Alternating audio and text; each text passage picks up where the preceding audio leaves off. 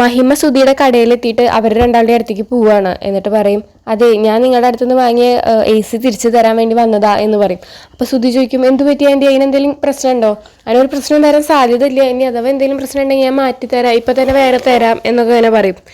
അതുകൊണ്ടൊന്നല്ല, ഞാനത് പൊട്ടിച്ചു നോക്കിയിട്ടും കൂടിയില്ല, ഞാനത് നിങ്ങളുടെ വീട്ടിലേക്ക് വേണ്ടിയിട്ട് ഓർഡർ ചെയ്തതായിരുന്നു, അല്ലാണ്ട് എൻ്റെ വീട്ടിലേക്ക് വേണ്ടി വാങ്ങിയതല്ല. പക്ഷെ ഞാനത് അവിടേക്ക് കൊടുത്തയച്ചപ്പോൾ സച്ചി അത് തിരിച്ചയച്ചു. എന്നിട്ട് എന്നെ ഫോണിൽ വിളിച്ചിട്ട് കുറേ എന്നെ ഓരോന്ന് പറഞ്ഞു എന്നൊക്കെ പറഞ്ഞിട്ട് ഭയങ്കര അഭിനയിക്കുകയാണ് കേട്ടോ. എന്നിട്ട് പറയും, അയ്യോ ആൻറ്റി, ഇപ്പം എനിക്ക് തിരിച്ചു തരാൻ പൈസ ഇല്ലല്ലോ, ഞാൻ ആ പൈസ ഒക്കെ എടുത്തിട്ട് ഡീലർക്ക് കൊടുത്തു പോയി എന്നിങ്ങനെ പറയും.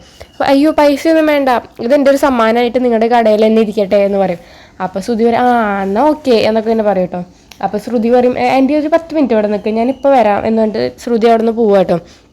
അപ്പോൾ മഹിമ അവിടെ വെയിറ്റ് ചെയ്തുകൊണ്ടിരിക്കുക. അങ്ങനെ കുറച്ച് കഴിയുമ്പോൾ ശ്രുതി വരികയാണ്. എന്നിട്ട് അവളുടെ ബാഗ് തുറന്നിട്ട് അതിൽ നിന്ന് 1.5 ലക്ഷം രൂപ എടുത്തിട്ട് മഹിമയ്ക്ക് കൊടുക്കുകയാണ്. ആൻറ്റി ഇത് വെച്ചോളൂ എന്ന് പറയും. അയ്യോ അതൊന്നും വേണ്ട, എനിക്ക് പൈസ വേണ്ട, അത് നിങ്ങൾ വെച്ചോ, കുഴപ്പമില്ല എന്ന് പറയുമ്പോൾ, അത് ശരിയല്ലല്ലോ ആൻറ്റി സാധനം തിരിച്ചു തന്നാൽ അതിൻ്റെ പൈസ ഞങ്ങൾ തിരിച്ചു തരണ്ടേ, അതായിട്ട് വെച്ചാൽ മതി, ഇത് ആൻറ്റി എന്തായാലും വാങ്ങണം, അതാണ് എനിക്ക് ശരി എന്നൊക്കെ ഞാൻ പറയും കേട്ടോ. എന്നിട്ട് ആ പൈസ മഹിമയ്ക്ക് കൊടുക്കുകയാണ്. എന്നിട്ട് മഹിമ പറയും, നീ എൻ്റെ മോളെ പോലെയാണ്, നിങ്ങളെ വിഷമിപ്പിക്കാൻ എനിക്ക് തീരെ ഇഷ്ടമില്ല എന്നൊക്കെ ഇങ്ങനെ പറഞ്ഞിട്ട് പറയാണ്.